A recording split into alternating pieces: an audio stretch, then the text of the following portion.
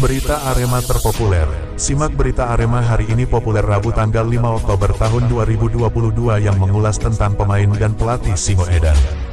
Satu yang menjadi sorotan dalam berita Arema populer tentang hukuman Arema FC yang terpaksa pindah home base sejauh 250 km dari Malang.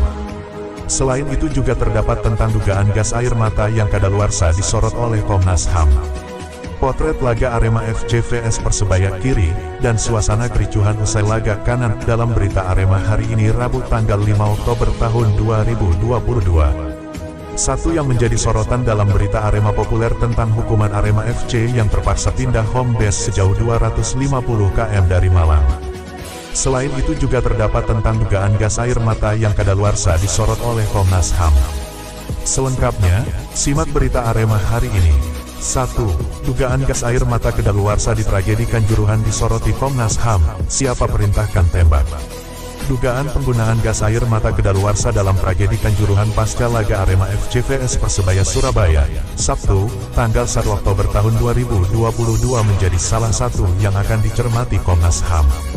Komnas HAM yang telah datang langsung ke Malang menemukan indikasi adanya pelanggaran HAM yang dialami Aremania dalam tragedi Stadion Kanjuruhan Malang yang merenggut nyawa 131 orang itu. Komisioner Komnas HAM, Khoirul Anam secara terbuka mengatakan dugaan penggunaan gas air mata yang telah kadaluarsa akan turut didalami di samping indikasi pelanggaran HAM yang sudah nampak. Bahkan dugaan penggunaan gas air mata kadaluarsa itu menjadi kunci pernyataan pihaknya ke petugas medis. Gas pasti punya kadaluarsa itu akan menjadi kunci, kami tanya ke medis. Apakah ini karena sesak nafas, kadar oksigen dan lainnya seperti apa, ujar Khoirul Anam, Senin tanggal 3 Oktober tahun 2022 di Malang. Dugaan adanya pelanggaran HAM sangat terbuka terlihat dari banyak video yang beredar di media sosial. Terlebih adanya video yang beredar di medsos yang menunjukkan oknum TNI menendang Aremania hingga tersungkur.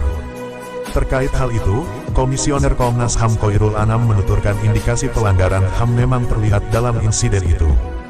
Kami akan telusuri objektivitasnya seperti apa. Kalau di video yang tersebar di berbagai kalangan memang juga ada tindak kekerasan.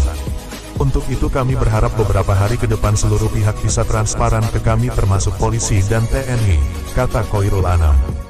Kekerasan memang terjadi melalui video yang tersebar, ada yang ditendang ada yang kena kungfu. Tentu semua juga melihat, tambahnya.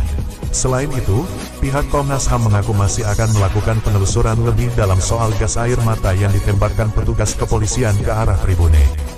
Khoirul Anam tak menampik jika adanya gas air mata membuat situasi semakin genting. Soal penggunaan gas air mata kami sedang telusuri. Kami lihat anatomi stadion pasca pertandingan seperti apa, agar melihat secara objektif. Petik 2. Seandainya tidak ada gas air mata maka tidak ada hiruk-pikuk. Kami juga sedang telusuri karakter lukanya, agar bisa melihat peristiwa kemarin seperti apa, ujarnya.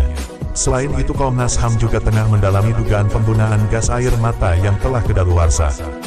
Makanya saat kami ingin mendapatkan info itu, kami ingin mendapatkan anatomi dari Stadion Kanjuruhan ketika terjadinya peristiwa itu. Bagaimana exit strateginya, konsentrasi massa di mana? Termasuk korban ini paling banyak jatuhnya di mana? Itu sedang kami dalami, jelasnya. 2. Tragedi Arema vs Persebaya, Singo Edan harus pindah home base sejauh 250 km dari Malang. Singo Edan mendapat beragam sanksi buntut dari tragedi Arema vs Persebaya di Stadion Kanjuruhan, Kabupaten Malang. Komdis PSSI menjatuhkan sanksi Arema FC menggelar pertandingan di Malang selama Liga 1 2022. Arema FC harus menggelar pertandingan sejauh lebih dari 250 km dari Malang, kata Erwin Tobing, Ketua Komdis PSSI kepada SURYAMALANG.com, Selasa tanggal 4 Oktober tahun 2022. Supporter dilarang menghadiri pertandingan tersebut. Arema FC juga mendapat sanksi denda sebesar 250 juta rupiah. Pengulangan pelanggaran akan berakibat hukuman yang lebih berat, jelasnya. 3. Panpel Arema FC Abdul Haris dihukum seumur hidup, dilarang beraktivitas di lingkungan sepak bola. Komdis PSSI telah menggelar sidang terkait tragedi Stadion Kanjuruhan yang mengakibatkan ratusan nyawa Aremania melayang.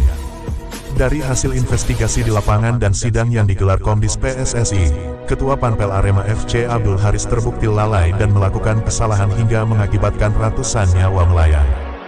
Para korban tersebut meninggal dunia saat ada kerusuhan selesai laga Arema FC vs Persebaya Surabaya di Stadion Kanjuruhan, Sabtu, tanggal 1 Oktober tahun 2022 malam.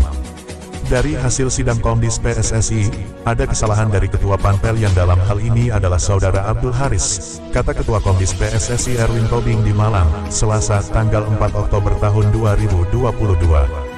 Dengan menimbang kesalahan dan kelalaian Abdul Haris yang memiliki peran utama dalam menggelar pertandingan, Komdis akhirnya menjatuhkan hukuman pada Abdul Haris yakni dilarang beraktivitas di lingkungan sepak bola seumur hidup. Kemudian hasil sidang untuk panitia pelaksana atau dalam hal ini Ketua Panitia Pelaksana Saudara Abdul Haris. Kami melihat Ketua Pelaksana tidak melaksanakan tugasnya dengan baik, tidak dengan cermat dan tidak siap. Gagal mengantisipasi kerumunan orang datang padahal punya steward. Pintu-pintu yang seharusnya dibuka tapi tertutup. Untuk itu kami putuskan pada Saudara Abdul Haris tidak boleh beraktivitas di lingkungan sepak bola seumur hidup, ujarnya. Selain Abdul Haris, Komdis juga memberikan hukuman pada Koordinator Security Officer Suko Sutrisno yang dinilai lalai tidak segera membuka pintu stadion hingga akhirnya banyak Aremania yang berdesak-desakan ingin keluar lantaran sesak nafas usai menghirup gas air mata yang ditembakkan pihak kepolisian. Kemudian untuk steward yang mengatur keluar masuk penonton bernama Saudara Suko Sutrisno. Dia yang bertanggung jawab pada beberapa poin ini. Ini hukumannya sama yakni tidak boleh beraktivitas di lingkungan sepak bola seumur hidup.